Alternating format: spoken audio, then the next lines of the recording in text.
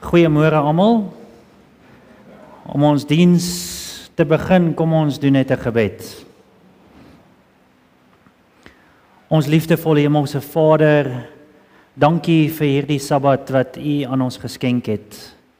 Heer, dat ons nie net kan rus nie, maar dat ons spesiale tyd saam met U kan spandeer. Heer, seën ons in hierdie dag waar ons boodskappe uit U woord uit gaan hoor. Heer, maar seën ons nie net met kennis nie, Heer, maar help ons en transformeer ons deur middel van die Heilige Gees. Is ons gebed in Jesus naam. Amen.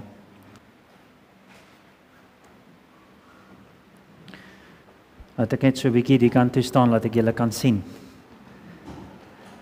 So kom ek vra die vraag vir julle. Dink julle, kom ek vra eers weer gister se vraag. Kom ons kyk of julle opgelet het. Wat is ons tema vir die kamp? Sodat ons kan staande bly, mooi. Okay, so dink julle dit is nou die tyd om staande te bly? Dink julle ons leef nou in 'n tyd waar ons moet staande bly? Wat sal julle sê? Okay, daar's 'n absoluut. Dan die volgende vraag is, hoekom sou jy so sê? Hoekom sou jy sê, is dit nou die tyd om staande te bly? Wat sal julle sê? Hoekom is dit nou die tyd om staande te bly? Enige iemand, het julle enige gedagte daar agter?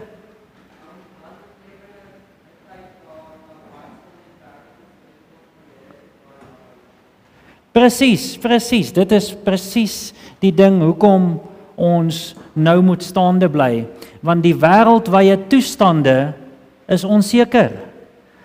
Ek weet nie of julle partykeer saam met julle ouers 'n bietjie nuus kyk nie, maar as jy nuus kyk, sien jy dat ons leef werklik in onseker tye. Jy hoef nie eers meer deesdae nuus te kyk nie, as jy jou Facebook oopmaak, as jy jou TikTok oopmaak, as jy jou Instagram oopmaak, sien jy hierdie nuus en dit wys vir ons dat die wêreld is in 'n onsekere tyd. Politieke leiers soek antwoorde op probleme, baie groot probleme wat hulle nog nooit moes opgelos het in die samelewing nie. Die toekoms is baie keer donker vir baie mense as 'n mens kyk na al hierdie gebeure in die wêreld. Julle is nou nog nie by aandelemarkte nie, of ek weet nie of is julle nie. Ek weet nie, baie keer is die tegnologie deesdae so groot dat selfs kinders geld maak nou al op sosiale media en aandelemarkte en dit gaan op en af soos beleggers die ingewing daarvoor gee. En dan sien 'n mens ook dat morele standaarde versleg. Veral as jy kyk op sosiale media en wat jy daar vind, sien 'n mens dat daar's geen morele waardes in hierdie samelewing nie. Ons sien selfs dat daar so skoolgeweld is. Daar's geweld wat plaasvind in die skole en ons sien ook as jy op die nuus kyk dat daar 10.000 mense grense oorsteek om 'n toevlug te kry, omdat daar dalk oorlog of onluste in hulle eie lande is. En dan begin 'n mens die vraag vra, wat beteken hierdie dinge? Wat beteken hierdie dinge? En die antwoord daarop is, die Bybel gee vir ons 'n antwoord. As ons kyk na hierdie dinge, sien ons dat daar wel, as jy na die Bybelse konteks kyk, sien jy dat daar wel hulp op pad is.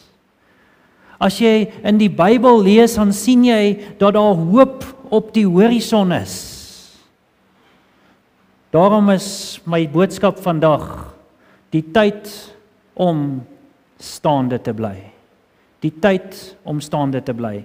My fokus-teks kom daar uit Openbaring 1 vers 1 tot 3 en daar staan die openbaring van Jesus Christus wat God hom gegee het om aan sy diensknegte te toon wat gou moet gebeur en wat hy deur die sending van sy engel aan sy diensknegt Johannes te kenne gegee het.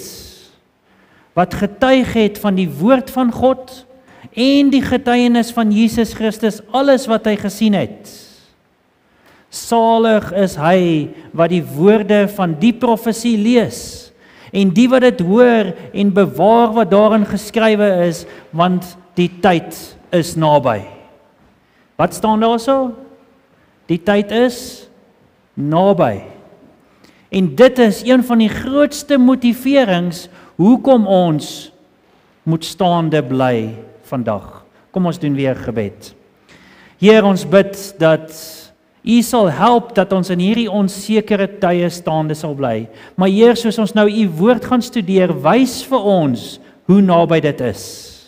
Heer, motiveer ons om staande te kan bly en ons hand in U hand te hou.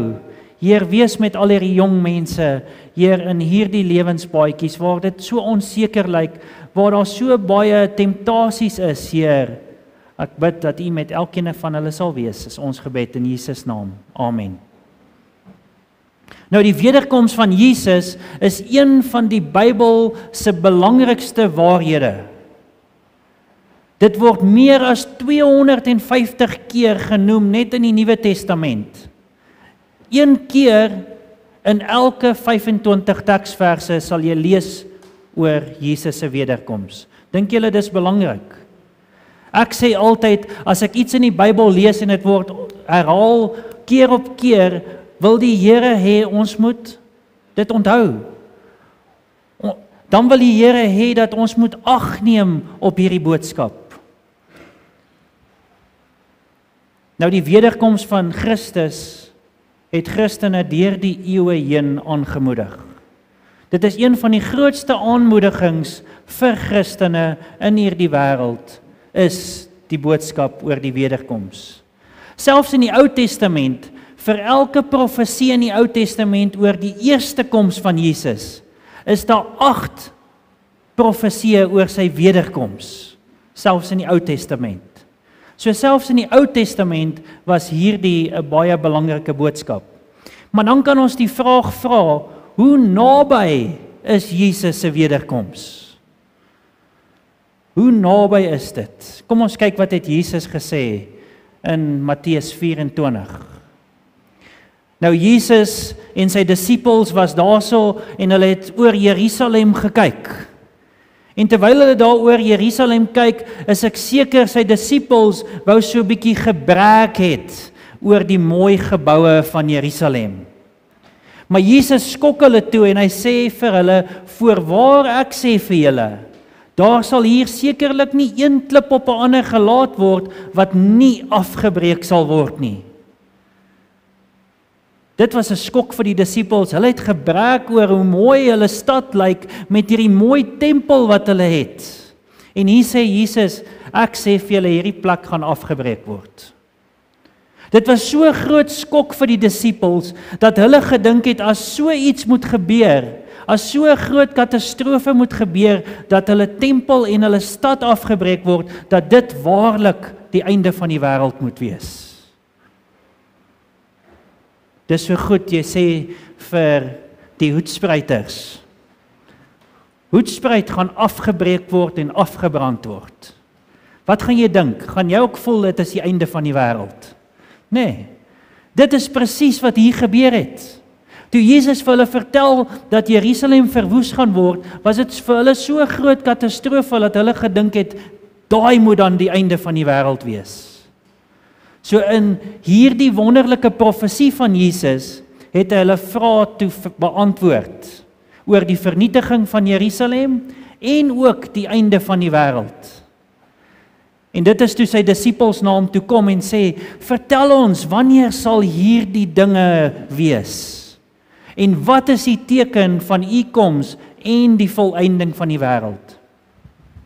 So in Jesus se antwoord het hy hierdie 2 gebeurtenisse, die verwoesting van Jerusalem en die einde van die wêreld in mekaar ingeweef. Die gebeurtenisse wat sou lei tot die verwoesting van Jerusalem deur Titus in 70 na Christus was 'n spieelbeeld van die groter gebeurtenis wat sou gebeur het as Jesus sou gekom het op die wolke. So gee die Bybel vir ons die presiese tyd. Gee die Bybel vir ons die presiese tyd wanneer Jesus gaan kom. Ek sien daar's klomp koppe wat skud. Nee. So wat het Jesus gesê oor sy wederkoms? Hy het spesifiek gesê, In Matteus 24:36, maar van die dag en die uur weet, hoeveel? Niemand nie. So ons weet nie die presiese tyd nie. Hy het ook gesê, waak dan omdat julle die dag en die uur nie weet waarop die Seun van die Mens gaan kom nie. So wat sê Jesus eintlik? Omdat julle nie weet nie, moet julle staande bly. Omdat julle nie weet nie, maak eerder seker jy bly vandag staande. Omdat jy nie weet of dit dalk môre gaan gebeur nie. So wanneer is die tyd om staande te bly? Volgende week. Oor 2 maande. Wanneer? Nou. So nou is die tyd. Dis presies wat Jesus gesê het. Nou is die tyd om staande te bly. Julle weet nie die tyd nie, maar die Bybel sê vir ons hoef nie onverwags gevang te word nie. Paulus het geskryf in 1 Tessalonisense 5:4, maar julle broeders is nie in die duisternis nie, dat die dag julle soos 'n dief sou oorval nie. Kan julle sien? Paulus het gesê, alhoewel julle nie die presiese dag weet van my wederkoms nie, hoef julle nie onverwags gevang te word nie. Want hy sê, julle is almal kinders van die lig, en die kinders van die dag, ons is nie in die nag of die duisternis nie. Maar beteken dit, ons moet onverwags gevang word? Nee, laat ons dan nie slaap soos die ander nie, maar laat ons waak en nugter wees. So daar's 'n verskil tussen ons, wat hierdie profesie studeer, en die wêreld. Kan julle dit sien? Die wêreld gaan onverwags gevang word. Hoekom? Want hulle gaan nie gereed wees nie. Maar vir ons wat die profesie studeer en ons wat Jesus se woorde glo wat hy gesê het, gaan ons die tekens sien en dan sal ons staande bly en staande wees as hy gaan kom. Want Jesus het vir ons hierdie tekens gegee. En hierdie tekens wat Jesus ons in Matteus gegee het, kan in 5 verskillende kategorieë opgedeel word. Ene is, hy het ons tekens gegee in die geloofswêreld. So hoe gaan die kerke wees? Wat gaan in die geloofswêreld aan die gang wees net voor Jesus se koms? Die tweede ene is tekens oor die internasionale konflikte, oorloë en politieke wêreld. Die derde ene is tekens in die natuur wat ons gaan sien. En ek wil vir julle sê vandag dat vanaand as dit mooi weer is, gaan ons moontlik 'n bloedmaan sien. So onthou om vanaand na die maan te kyk as jy hom kan sien. Dis vanaand 'n bloedmaan. Nou, die ander tekens is in die ekonomie. Daar gaan sekere tekens wees in die ekonomie wat te doen het met geldsaake. En die 5de ene is tekens hoe die sosiale kondisie gaan wees. Hoe gaan mense se lewens wees net voor Jesus kom? So watter tekens in die geloofswêreld wys op Jesus se wederkoms? Kom ons kyk. Matteus 24 vers 5, 11 en 24. Wat baie sal onder my naam kom, sê Jesus, en sê ek is die Christus, en hulle sal baie mense mislei. So daar gaan valse Christusse wees.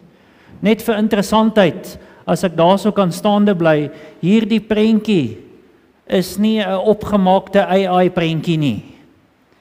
Daai is 'n persoon wat sê hy is Jesus.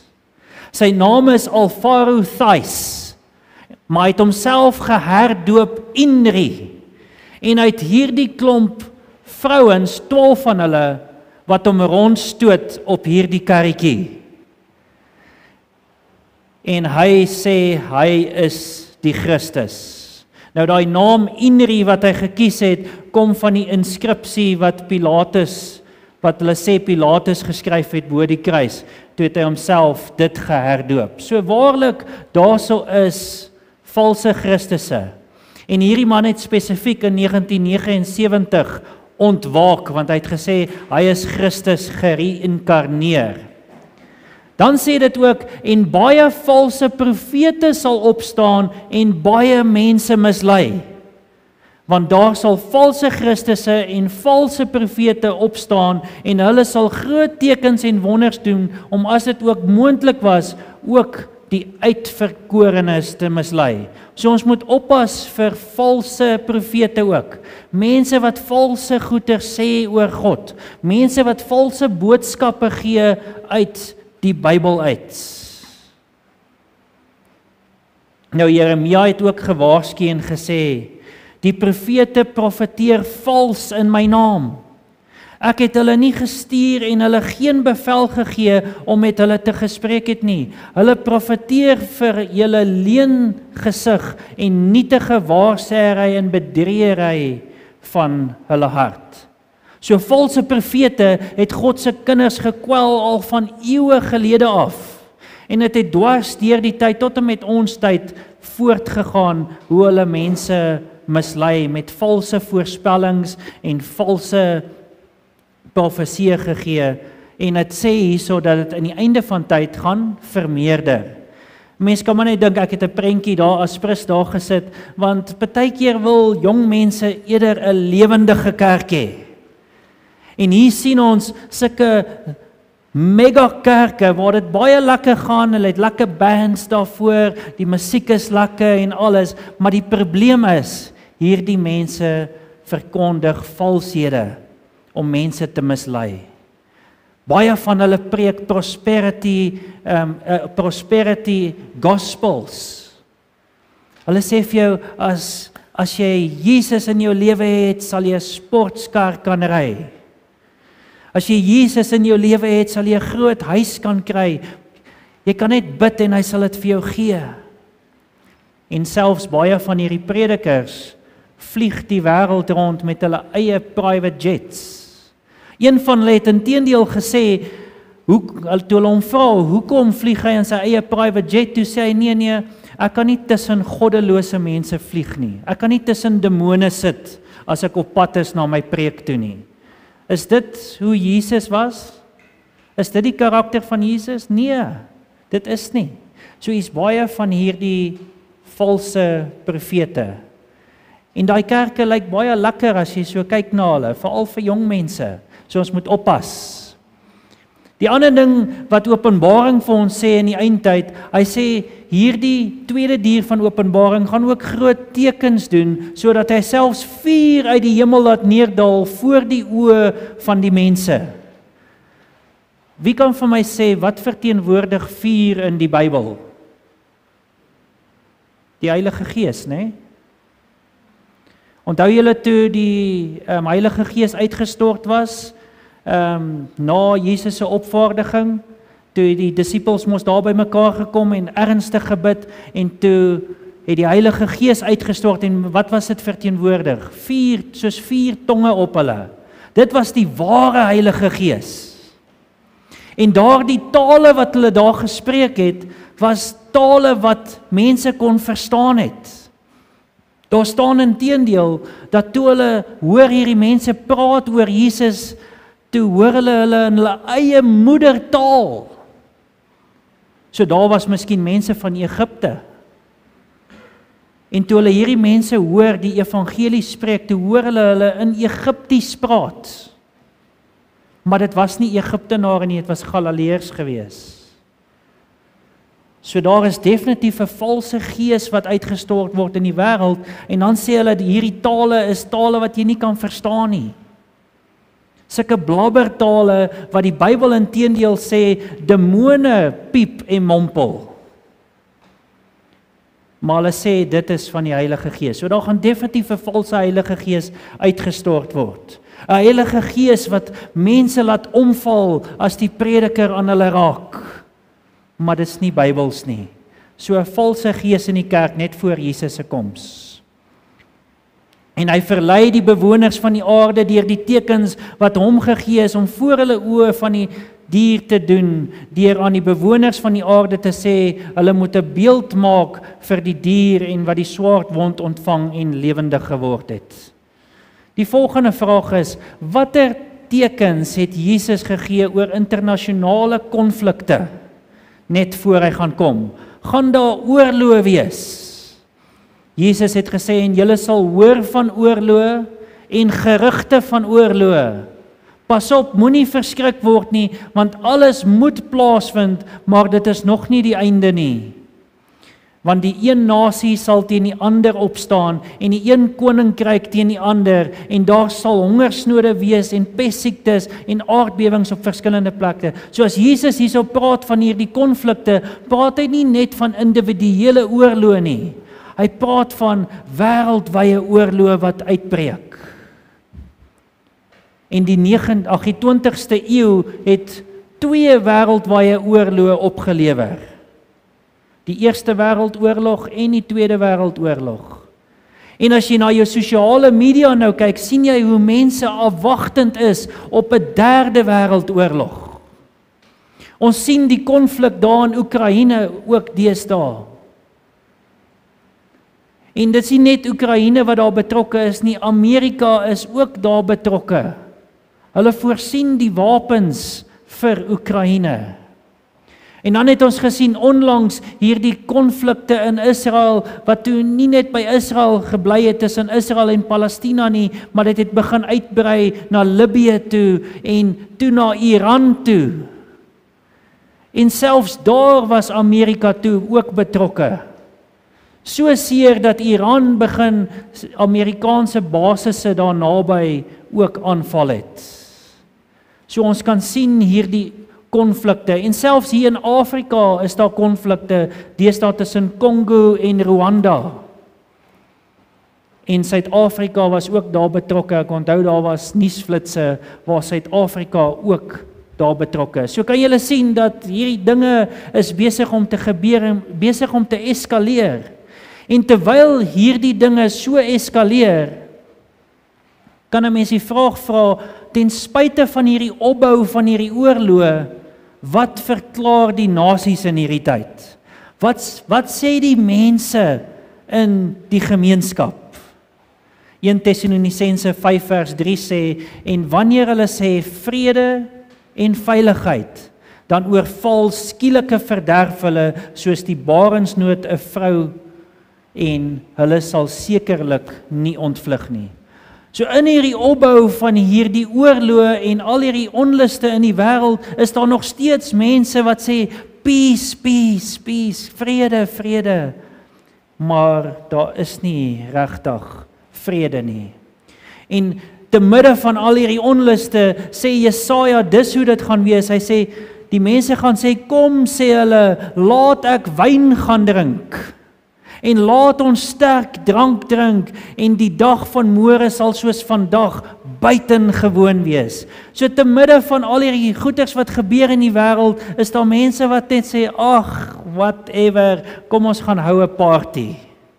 Dink julle dit is nou die tyd om party te hou en om sonde te pleeg? Nee, dit is nie nou die tyd om so te leef nie. In die kommentaar staan daar so, in 'n tyd van dreigende gevaar met die oproep wat reeds uitgegaan het na die wilde diere om te kom verslind, het die ontroue herders hulle makkers beveel om te kom drink. Hulle het opgetree asof tyd onbepaald sou aangaan, asof oordeel nie naby is nie. Hulle drinkery en vrolikheid was voortdurend en gewoontelik. Wanneer God sy geregtigheid openbaar het, sou hulle vernietig word en nie verlos word nie. So dis nie nou die tyd om te sê, ag, gaan net aan met jou lewe, daar's nog baie tyd nie. Dis nou die tyd om staande te bly. Watter tekens sal ons in die natuur sien? En daar sal tekens wees aan die son en die maan. Onthou ek het vir julle gesê, vanaand is daar 'n teken aan die maan, daar gaan 'n bloedmaan wees. En in die sterre en op die aarde benoudheid van nasies in hulle radeloosheid, wanneer see en branders dreun. Interessant, toe daar so sulke onluste was, en Rusland het ook oorlog gevoer, toe is daar skielike aardbewing gewees. En net na die aardbewing, toe is daar 'n tsunami, wat ook baie lande getref het, nie net Rusland nie. So ons sien hierdie dinge gaan eskaleer en dan gaan meer en meer van dit gebeur. Dit sê en mense se harte beswyk van vrees en verwagting van dinge wat oor die wêreld kom, want die kragte van die hemele sal geskit word. Te midde van daai oorloë en die aardbewings was daar nog skielik verspiewende berge wat ontplof het. Ek het 'n video gesien op ek dink op TikTok waar daar so 'n ou naby Yellowstone bly en as hy die botteltjie so op sy grasperk neersit, dan skud hy botteltjie so. Want Yellowstone is bo op 'n massiewe vulkaan. En hierdie ou het gewonder, wat gaan aan? Die aarde dreun onder sy erf en hy het begin grawe daarso en toe tot op 'n tyd het hy gehoor hoe daar so stoom spuit daarso in sy yard. Toe hy die gat grawe, toe het hy 'n gesuis gehoor. Shhh, toe hy die gat grawe. Daar's groot dinge aan die gang in die natuur. Daar's droogtes en hongersnode. Jesus sê en daar sal hongersnode wees en pestsiektes en aardbewings op verskillende plekke. Jy sien, as gevolg van misoeste en die politiek van gierigheid, die groeiende bevolking en voedselverspreidingsprobleme is wêreldhongersnood nog steeds 'n groot probleem. Ek het eendag 'n studie gedoen, toe sien ek dat as die wêreld net 10% van die fondse wat hulle gebruik om wapens te maak, afstaan aan hongersnood, kan hongersnood geëindig word. 10% van die fondse wat hulle gebruik om oorloë te voer. As hulle net 10% afskaal en daai geld gebruik vir hongersnood, kan hulle hongersnood beëindig. Dit is eintlik hartseer om te weet dat hulle soveel geld spandeer om mense dood te maak, waar hulle daai geld kon gebruik het om mense kos te gee. 10.000 mense per dag of meer as 3.5 miljoen per jaar sterf as gevolg van hongersnood. In die afgelope 100 jaar was daar 1.5 miljoen sterftes as gevolg van aardbewings. Dis baie mense wat hulle lewens verloor het. Die ongewone het die gewoonte geword. En die uitsondering het die reël geword. Soos die apostel Paulus duidelik gestel het, die hele skepping kreun en ly tesame in barensnood tot nou toe. Wat van die ekonomie? Wat sal met die wêreld se geldstelsel gebeur net voor Jesus kom? Jakobus het geskryf en gesê, kom nou julle rykes, ween en huil oor die ellendes wat oor julle kom. Julle rykdom is bedorwe en julle klere is deur motte verniel. Julle goud en silwer is verroes en hulle roes sal tot 'n getuienis teen julle wees en sal soos 'n vuur julle vlees verteer. Julle het skatte vergader in die laaste dae. Kyk, die loon van die arbeiders wat julle lande afgeoes het, wat deur julle agtergehou is, roep uit. En die geroep van die maaiers het gekom tot in die ore van die Here van die leerskare. Julle het op die aarde weelderige en losbandige lewe gelei. Julle het jul harte vet gevoer soos op 'n slagdag. Veroordeel, vermoor het julle die regverdige. Hy versit hom nie teen julle nie. En deesdae sien ek al hoe minder begin ons wat gebruik? Fisiese geld. Het julle agtergekom? Mense gebruik al hoe minder geld. En dit kan al hoe makliker vir die wêreld wees om ons in hierdie toestand te kry wat ons nou oor gelees het. Kan julle dit sien? Want ons betaal nie meer met fisiese geld ook nie. Jesus het vir ons 'n raad gegee oor wat ons moet doen in die laaste dae. Wat ons moet doen met die ekonomie. Hy sê, moenie vir julle wat? Skatte bymekaar maak op die aarde, waar mot en roes verniel en waar diewe inbreek en steel nie. Maar maak vir julle skatte bymekaar in die Hemel, waar geen mot of roes verniel en waar diewe nie inbreek en nie steel nie, want waar julle skatte is, daar sal julle hart ook wees. So wat sê Jesus eintlik vir ons hier? Moenie jou hart op jou besitting sit nie. Moenie jou hart sit op jou hoeveel geld jy het nie. Onthou julle, Nico het gisterand so 'n mooi prentjie geskets oor hoe suksesvol julle kan wees. Maar hy het gesê, dit sal jou nie red nie, né? Dit was die boodskap daar agter. Dit sal jou nie red nie. Kom ons plaas ons hart eerder in die hemel, en ons sit ons hand eerder in Jesus se hand, en plaas dit die hoogste ag in ons lewe, is ons verhouding met Jesus. Wat van die sosiale kondisies net voor Jesus se wederkoms? Hoe sal dit wees? Paulus het onder inspirasie geskryf aan Timoteus, maar weet dit dat in die laaste dae swaar tye sal kom. Dit gaan nie maklik wees nie. Dit gaan nie maklik wees vir die wat nie hulle hand in Jesus se hand het nie. Dit gaan nie maklik wees vir hulle wat nie 'n verhouding met Jesus het nie, want hulle gaan nie kan staande bly nie. Hy sê, want die mense sal liefhebbers van hulle self wees. Alles word gefokus op self. Jy kan jouself verbeter. Jy kan 'n beter lewe leef. Jy kan genoeg geld maak. Jy kan genoeg besittings hê. Jy kan die beste foon hê. Jy kan die beste PlayStation hê. Jy kan die beste komputer hê. Liefhebbers van hulle self, geldgieriges, grootpraters, trotsaards, lasteraars, ongehoorsaam aan hulle ouers, ondankbaar, onheilig, sonder natuurlike liefde, onversoenlik, kwaadsprekers, bandeloos, wreed, sonder liefde vir die goeie. Jesus het ook gesê, en soos dit gebeur het in die dae van Noag, so sal dit ook wees in die dae van die Seun van die mens. Hulle het geëet en gedrink. Is daar iets fout om te eet en te drink? Niks fout nie, nê? Maar is hulle fokus verkeerd?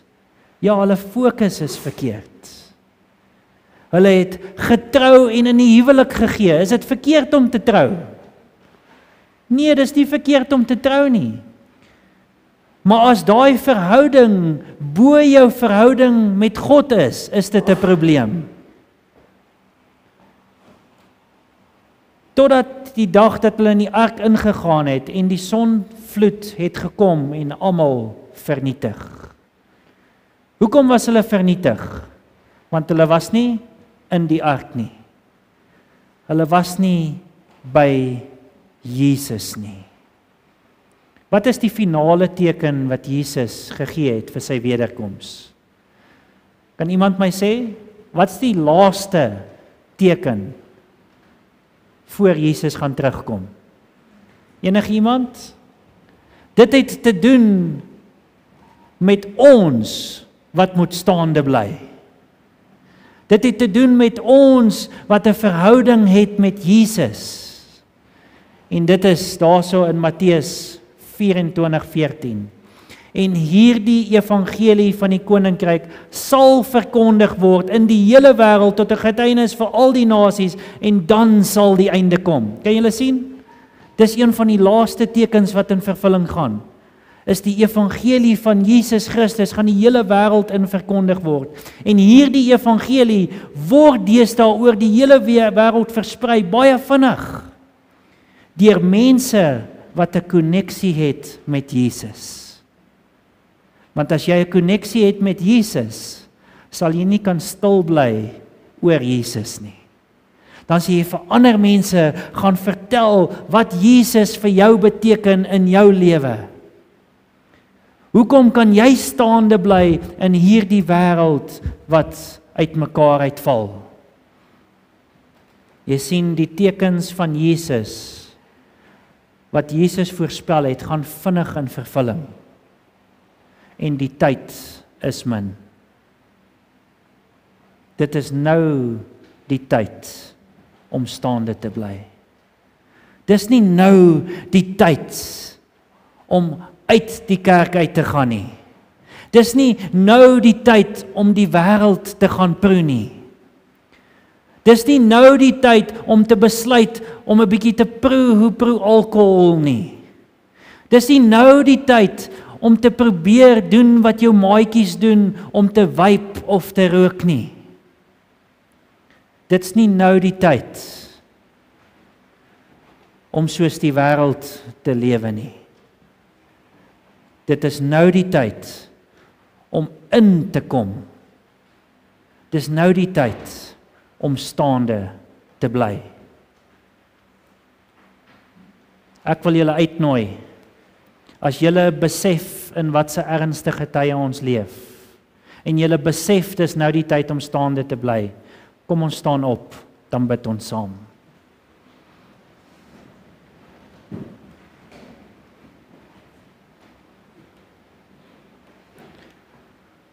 Ons almagtige hemelse Vader, as ons u woord vat soos dit daar staan, kan ons nie anders as om te besef dat dit nou die tyd is. Nou die tyd is om ons hand in u hand te sit. Dat dit nou die tyd is om 'n verhouding met u aan te knoop. Nou 'n tyd is om introspeksie te doen en te kyk of ons verhouding met Jesus goed genoeg is. Heer, ek bid dat u met elke een van hierdie jong mense sal wees. Heer, ons besef dat hulle leef nie in 'n maklike tyd nie. Hulle leef in 'n tyd waar daar so baie inligting gedeel word, waarvan die meeste nie goed is nie, Heer. Op sosiale media, op televisie en oral waar ons kyk, Heer. Ek bid dat u sal help, dat hierdie jong mense getrou sal staande bly in die tyd waarin ons leef. Heer, ons weet ons kan dit nie sonder u doen nie. Ons bid dat die Heilige Gees ons harte sal transformeer. Is ons gebed in Jesus naam. Amen.